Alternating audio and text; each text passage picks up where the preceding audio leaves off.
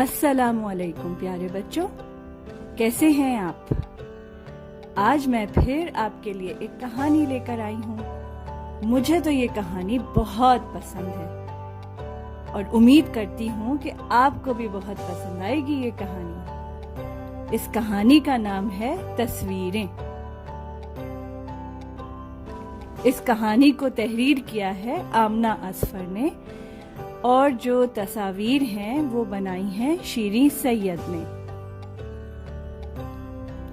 चलिए कहानी सुनते हैं। साजिद हर जगह तस्वीरें बना डालता। दरवाजे पर तस्वीरें, दीवार पर तस्वीरें।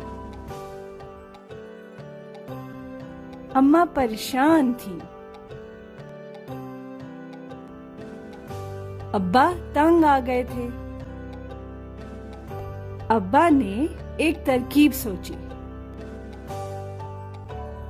अब्बा साजिद को समंदर के किनारे ले गए। साजिद ने रेत पर खूब तस्वीरें बनाई। अब्बा बोले, घर में तुम सिर्फ कागज पर तस्वीरें बनाना।